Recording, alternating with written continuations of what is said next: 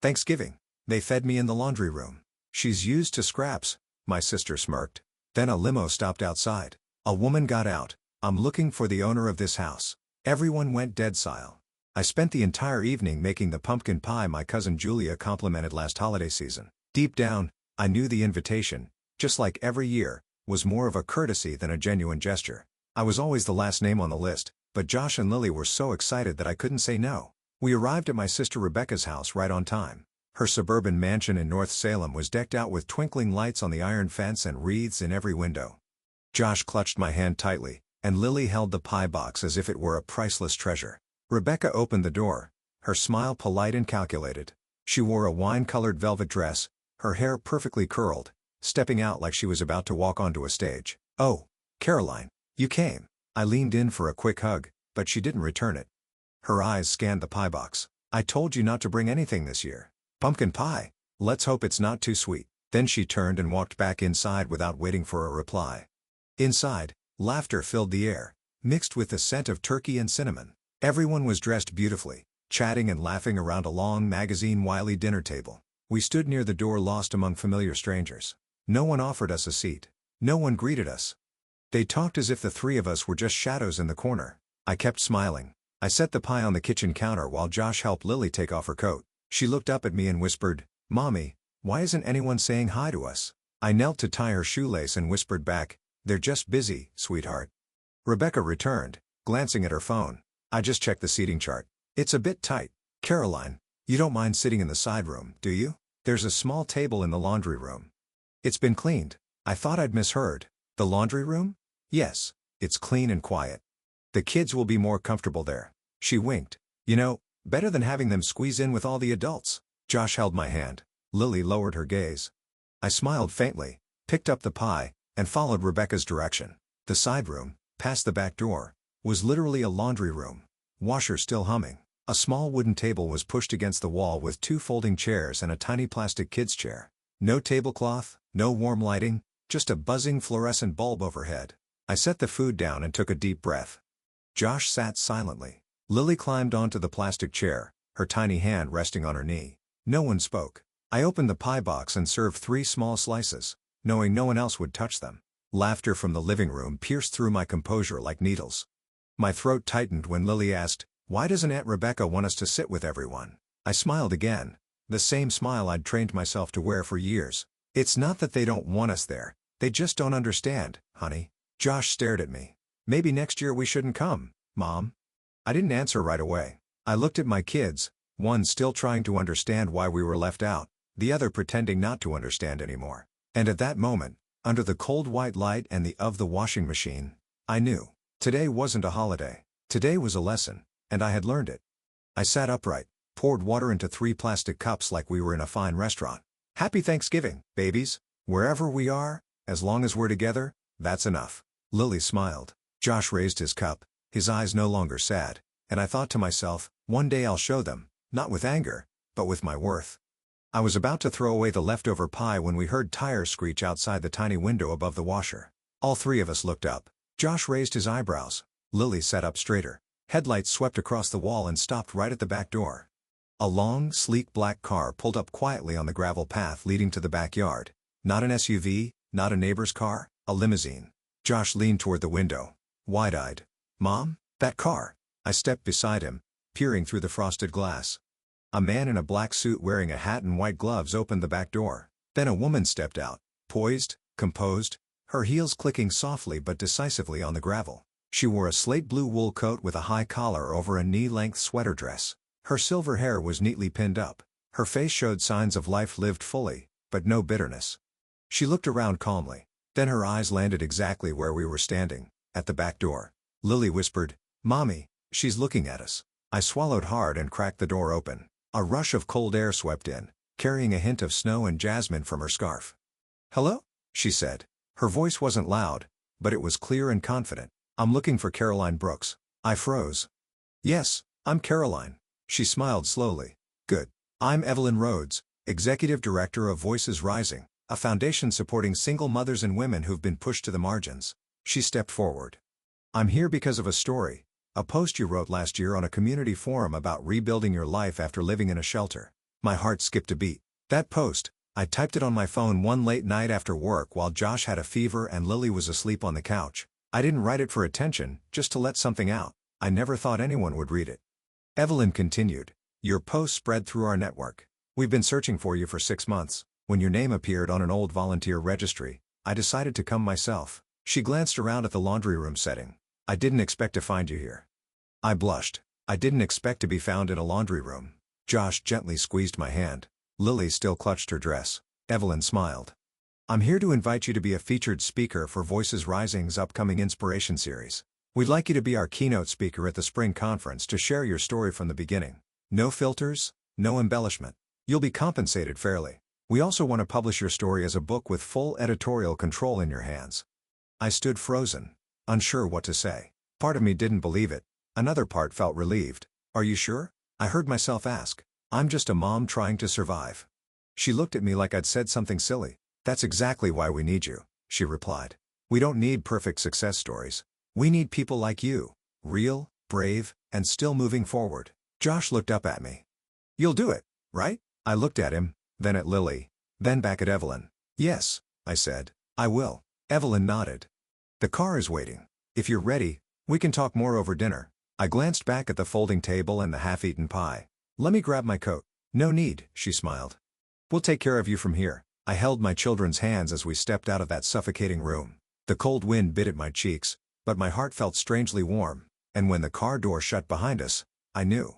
The world had just shifted, not because I fought for a place, but because, finally, my worth had been seen. On the way to the restaurant Evelyn had reserved, I was still in disbelief. Josh sat beside me, clutching the pumpkin pie like it was treasure, while Lily leaned against me, her wide eyes fixed on the softly lit ceiling above. Outside the window, Rebecca's neighborhood faded behind us like a memory being quietly erased. Evelyn smiled at us through the small divider window between us and the driver. I know this might all feel sudden, but I've wanted to meet you for a long time, Caroline. I turned toward her. You said you found me because of a post? Not just one, Evelyn nodded, her voice low and warm. A whole series of short posts you shared over about 6 months after leaving your ex-husband. You wrote about your night shifts at the restaurant, about having only $3 left for gas, about turning a packet of instant noodles into a living room party with your kids. I read every word and I cried. My cheeks flushed, not from shame but from overwhelm. I had written those words in silence, late at night when the world slept and I sat on a wooden kitchen chair trying not to wake the kids. I never thought anyone would read them, let alone someone like Evelyn Rhodes. I still remember one line, she continued. I don't want my kids to think they have to toughen up to survive. I want them to know they deserve to live, to breathe, and to dream. Evelyn looked at me for a long time. I've never read anything so honest. I clenched my hands gently, trying to steady my voice. I just wrote so I wouldn't fall apart, and that's what made it powerful, she said. Voices Rising is hosting our spring summit soon, bringing together activists, writers, educators, and single mothers from across the country. We need someone to open it, not with credentials, but with heart and live truth. I want that person to be you. I looked at Josh and Lily. Josh sat still, staring out the window, but his hand rested lightly on his sister's shoulder. Lily remained tucked close to me, nodding softly as if sensing a shift in our lives. But I've never spoken in front of a crowd, I said quietly. I'm not a polished speaker. Evelyn placed a hand on her chest. Caroline, what moves people isn't Polish, it's truth, and your truth is what they need to hear. I stayed quiet the rest of the ride. When the car pulled up, the driver opened the door and I stepped out with my children. The restaurant sat tucked into a quiet corner of the city, understated, refined, with warm yellow lights and the smell of fresh bread in the air. We were led to a private room. On the table was a customized menu for the evening and a thin folder placed in front of me. Evelyn gestured toward it. A preliminary contract. If you agree, we'll cover everything: travel, lodging, childcare, whatever helps you focus on telling your story. I opened the folder and skimmed the neatly typed respectful text. My name was printed boldly at the top. Caroline Brooks, keynote speaker, Voices Rising, Spring Summit 2026. I exhaled a long, choked breath of relief and disbelief. I used to think the years I spent struggling through life left nothing behind but exhaustion. But it turns out, the late nights writing blog posts on my old phone, the short journal entries I thought were forgotten, had become the bridge leading me into the light. Evelyn raised her glass of water and looked at me like she saw a version of me I hadn't dared to believe in. I believe in you, Caroline. And I think it's time you believe in yourself too. I never imagined a night that began in a laundry room could end in an elegant restaurant beside a woman who had read every word I'd written in my weakest moments. Evelyn didn't just speak kindly. She treated me as someone who mattered, not someone who was barely included. When she pushed the contract toward me, I hesitated. The bolded words on the first page made me pause.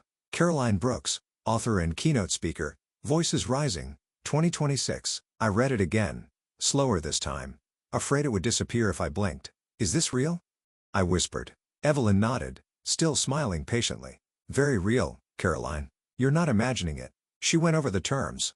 Her organization would cover everything for me and the kids throughout the conference: airfare, hotel, meals, and on-site childcare. A team of professional editors would help shape my speech and manuscript. They didn't want to change my voice, she emphasized. They just wanted to help me tell the story in its fullest form. I looked down and realized I had been gripping the cloth napkin. Josh gently reached over, took the pumpkin pie box from my hands, and set it aside, as if helping me release the last burden of that night. Lily rested her head on my shoulder, her wide eyes quietly absorbing every detail. She spoke just one sentence. Mom, they chose you because you're you. I turned and smiled at her, tears stinging my eyes. For the first time in my life, I wasn't Rebecca's sister or Mrs. Brooks' daughter or the divorced woman with 2 kids. I was simply myself, Caroline, the one who wrote with her whole heart, not knowing if anyone would ever read it, but writing because she could not. Evelyn lifted her cup of tea, the golden light catching on the emerald ring on her hand. I once told my team, she began, if you want someone who can shift the mood of a whole room with their real story, find Caroline Brooks. I laughed, a little embarrassed. I used to write for 20 readers. Half of them were single moms I met at the community center. And now, Evelyn said, you'll write for thousands, and I believe they need you more than ever. When dinner ended, I signed the contract. My hand trembled, not from fear, but because I knew this was a turning point. Not the cinematic kind with fireworks and fanfare, but a quiet internal click, like the final gear slipping into place. On the way back, the limousine glided past streets I once knew, but they looked different now. The houses didn't sting anymore. The little diners I once cleaned felt like part of the mosaic of my journey. Josh whispered, Mom, you kind of look like a celebrity. I shook my head and squeezed his hand. Not a celebrity, honey. Just respected. I turned to Evelyn and thanked her again. She smiled, looking at me not with pity, but with recognition. Caroline, they didn't give you a seat at the table, but tonight, you were handed a stage. I nodded, feeling light in a way I hadn't for years. And I knew, from now on, I wouldn't be knocking on doors for a place. I'd be building my own. Just as I closed the limousine door, I caught a glimpse of my mother through the dining room curtain. She stood frozen, wineglass in hand, her face caught between shock and confusion. Beside her, Rebecca gripped her wine stem, lips parted as if to speak, but no sound came. Blake leaned against the fireplace, phone in hand, eyes following the car pulling away from their gate. I once dreamed of leaving that house with my head held high, but never did I imagine I'd be leaving in a limousine, with my children by my side, and a powerful woman ready to bring my story to thousands. Josh sat across from me, eyes sparkling with excitement. Lily leaned into me, her small hand resting on mine, to be sure I was still here, and that this was real. Did you see them watching? Josh whispered. I nodded. I saw. I think Aunt Rebecca thought she was the most important person in the family, Lily said, her voice sweet and clear. But today, she wasn't. I smiled, brushing her hair. Today they watched, and I was heard. Evelyn turned, her voice soft but firm. I've seen many moments like this, when someone is finally seen for who they truly are. But this one, Caroline, I will remember most. I didn't respond right away. The emotion was steady now, not sharp like before, not pain, just healing, not revenge, just living acknowledged and moving forward. The car turned into the city center where holiday lights sparkled on every block, and I suddenly remembered past Thanksgivings. Waiting in line at church for a frozen turkey, splitting the last potato so Josh and Lily could have enough. Those years weren't wasted. They built the foundation for this moment. Evelyn reached into her leather briefcase and placed a small folder on my lap. There's one more thing. We've spoken with a publisher in Boston. They read the draft manuscript our editors assembled from your blog. They're very interested, and they want you to develop it into a full memoir, not just in print. They want an audiobook, read by you. My eyes widened. Me? I'd read it? Your own voice, Evelyn smiled. Because it carries something no one else can replicate. Truth. I felt like a door had just opened inside me. Not just a speaker, not just a writer, a storyteller in my own voice. So where do we start? Next week, she said. We've got a studio in New York. It's ready, don't worry. We'll provide accommodations for all 3 of you. Josh and Lily can explore the city, and if you're open to it, we can pair with a local TV station to share your story." I laughed aloud. "This is really happening, isn't it? This isn't a dream?" Josh raised his eyebrows. "If it is, I don't want to wake up." Lily nodded hard, her curls bouncing. "Mom, don't ever go back to that house again." I looked at her, then out the window, watching the golden lights blur past. "No, I won't go back, because from now on, I'll build my own home." The limousine pulled up to a small hotel already arranged for us. The driver opened the door. Evelyn waved goodbye, reminding me of the press event the next morning. I held my children's hands and stepped into the hotel lobby, still not quite believing I had left that old garage less than 3 hours ago. And somewhere deep in my heart I knew this journey was just beginning. But this time, I'd walk it on my own feet. No more bowing, no more asking for permission. The morning of the first conference came faster than I expected. I stood backstage holding my speech, carefully marked with yellow sticky notes Lily had helped me place. Josh was in the front row. The shirt he'd chosen made him look older than 12. Lily sat beside him, tightly gripping the conference program like it was treasure. When the MC called my name, a rush of electricity ran down my spine. I walked onto the stage under soft white lights. The room fell silent. Hundreds of women from all over, some in tailored suits, some in simple clothes, watched me with open, hopeful eyes. I began with where it all started, the laundry room at my sister's house on a cold Thanksgiving. I told them about the years in a 2-bedroom apartment, working 2 shifts a day and blogging at midnight to hold myself together. I didn't sugarcoat anything. I spoke about the shame of food lines, about feeling invisible in my own family, and most importantly, I spoke about the moment I stepped into that limousine with my kids, knowing I had just left the past behind and stepped into the life I chose. When I finished, the room stayed silent for a beat, then came one clap, then another, then the whole room erupted in applause so loud I almost cried. One woman stood, then another, and then the entire room stood. I couldn't believe it. This wasn't a dream. After my speech, I spent 2 hours meeting attendees. They came to me with shining eyes, holding my hands, telling me their stories. One had lived in her car with 2 toddlers. Another had just left a suffocating marriage. A retired teacher told me she'd felt invisible in her family until she heard me speak. "I don't need permission to exist anymore," one woman told me. "Thank you for saying what I've always felt." That sentence stayed with me all day. A month later, More Than Enough officially launched. The cover showed a black and white photo of me and my kids, hand in hand, crossing a busy street, symbolizing how we'd walked through the noise and found our way back to each other. I cried holding the first copy, not because I had a book, but because, for the first time, my name was printed clearly, not under someone else's, not as someone's sister or someone's daughter. The messages started pouring in. Emails, comments, handwritten letters. People shared photos of their favorite passages or told me they read the book all night and felt held. One of the messages that moved me so deeply I had to sit in silence for a while read, "I used to think my worth only existed if others saw it, but you helped me realize. Real worth is in how we keep rising every time we're pushed aside. I don't know if I can change the whole world, but I know this. I've touched someone's world, and that's enough." That evening, while I was washing dishes in the kitchen of our new apartment in Manhattan, Lily hugged me from behind and whispered, "Mom, do you know how many people called you inspiring today?" I laughed, turning to look at her. "I'm just someone who learned not to ask for permission to be herself." Josh looked up from the couch. "You didn't just learn it, you taught us." I stopped what I was doing, dried my hands, and sat down between my 2 kids. I used to think I was just the leftover pieces other people didn't want, but now I know. I've always been more than that. A year after that fateful night in Rebecca's garage, Thanksgiving came around again. But this time, I wasn't waiting outside a door hoping to be let in. I wasn't holding a paper plate, sitting quietly in some cold, forgotten room. This year, Thanksgiving was held right in my small apartment in Brooklyn. It wasn't fancy, no crystal chandeliers or 12-seat table like my sister's. But my kitchen was warm, the pumpkin pie smelled amazing, and most importantly, everyone there wanted to be there. I woke up early to roast the turkey while Josh was in charge of the mashed potatoes, and Lily busied herself writing handmade thank you cards for each guest. She designed every card herself, decorated them with little leaf stickers, and wrote in sparkly ink, "Thank you for being the real family to me and my mom." There were just 8 of us at the table. The 3 of us, Evelyn, 2 friends I met at last year's conference, Dina and Carla, and our elderly neighbors from across the hall, Walter and Ruby, who once lent me a pan when I first moved in. None of them were blood relatives, but each had shown up with the kind of kindness I'd longed for my whole life. Evelyn arrived early, bringing homemade pumpkin soup. She entered the way she always did, confident, calm, and with a quiet grace that made everyone feel valued without needing to say a word. "This is the first year I didn't attend the office party," she said as she placed the pot on the table. "I think this is where I really wanted to be." I smiled, tying an apron around her waist. "Well, then today, you're not the director. You're my sous chef." "Sous chef," Evelyn teased. "You might want to rethink your leadership style, Caroline." Laughter filled the kitchen and spilled into the living room.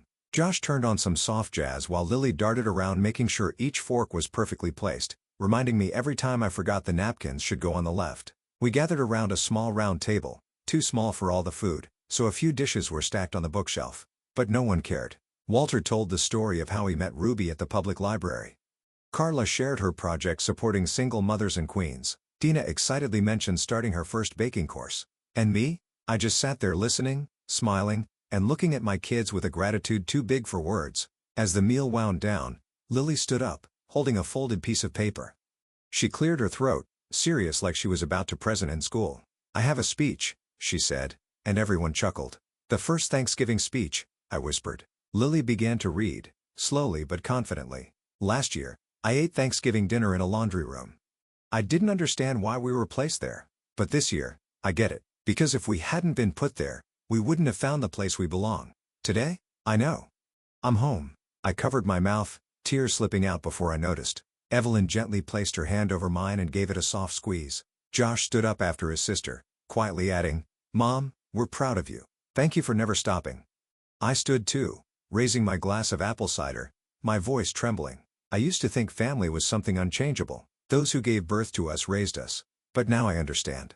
Family is the people who choose to love you freely every day.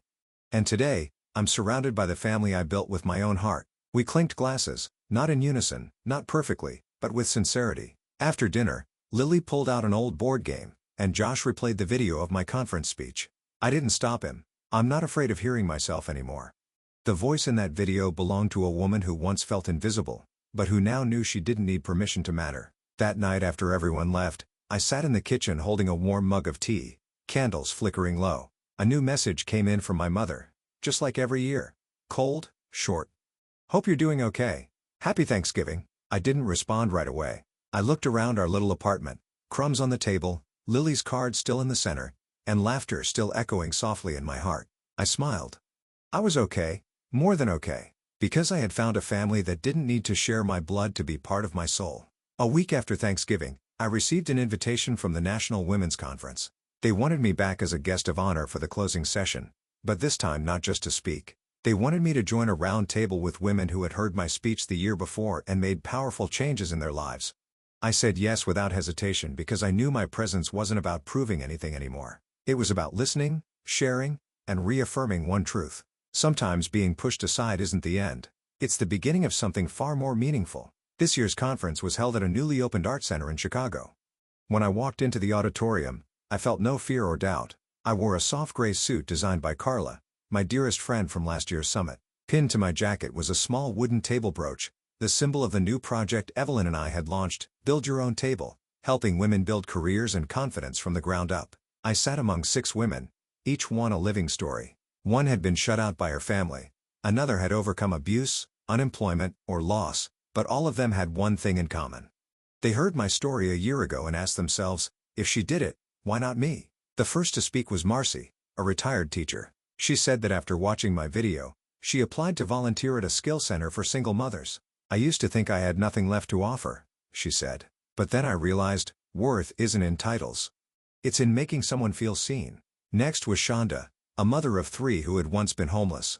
Now, she ran a small bakery near her kids' school. I watched the part where Caroline said, "We don't need to ask for seats. Build your own table." And I started saving pennies and digging up my grandma's old recipes to carve out my own place. I listened to each voice, my heart filled with something raw and real.